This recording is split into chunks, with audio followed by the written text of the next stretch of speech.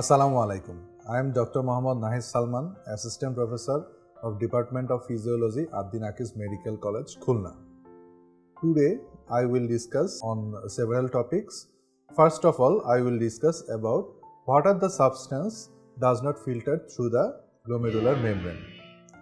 So, the answer will be like as there are several substance that will not filter through the glomerular membrane.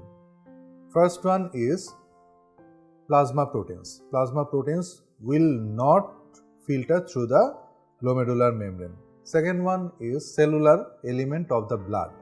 That means RBC, WBC and platelet will not filter through the glomerular membrane.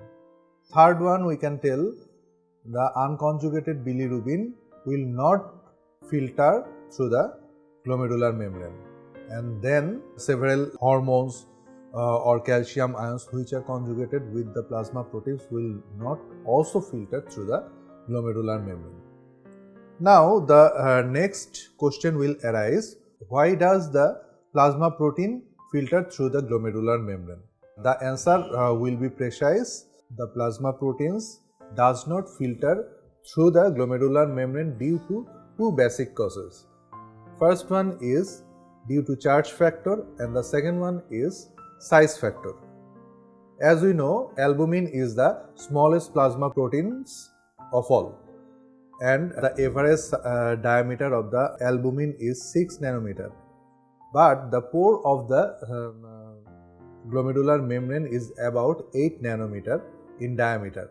So why does not albumin filter through the glomerular membrane? Due to, now the cause is the charge factor. Plasma protein albumin is negatively charged, and from our last class we have already known that all the three layers of the glomerular membrane is also negatively charged. Three layers include capillary endothelial layer, and then glomerular capillary basement membrane, and then the podocyte layer. All these three layers are negatively charged, and this negatively charged layer will show the constant electrostatic expulsion towards the plasma proteins, and that's why these smaller plasma proteins does not filter through the glomerular membrane. And the second factor is the size factor. We know fibrinogen is the largest plasma protein, and diameter of the fibrinogen is larger than the diameter of the glomerular membrane pore, and that's why fibrinogen cannot cross through the glomerular membrane. Now we'll come to the next topic, and that is GFR. What is GFR? We have to know the definition of GFR because it is very important for both written and viva examination. So what is GFR? GFR is the amount of glomerular filtrate which is formed by all functioning nephrons of both kidney per minute. In this definition, we have to remember three key points. First key point is the amount of glomerular filtrate. That means the plasma, amount of plasma which is filtered through the glomerular membrane into the Bowman's capsule is called glomerular filtrate. The amount of glomerular filtrate, number one point is the amount of glomerular filtrate, and the second key one is formed by all functioning nephrons. You have to remember the total amount of the nephrons in our kidney does not participate in all actions. So we have to mention it very clearly that by the all functioning nephron, because all total nephrons does not participate in the glomerular filtration. So now the next key point is in each minute, as because it is glomerular filtration rate, and rate means in per unit of time. So what is the definition of GFR? GFR means it is the amount of glomerular filtrate which is formed by all functioning nephrons of both kidney per minute. And then the next question will arise, what is the amount of GFR? What is the rate of the GFR? the rate of the GFR is 125 milliliter per minute. If the examiner asks you another question, what is the rate of GFR in each day, your answer will be it is about 180 liter per day. That means if you think about bottle of soft drink, you will get it very clearly. 180 bottles of a soft drink is equal to 180 liter. That means a huge amount of glomerular filtrate is formed per day. So now we will go towards another topic, that is, what are the factors affecting the glomerular filtration rate? There are several factors which will affect the glomerular filtration rate or GFR.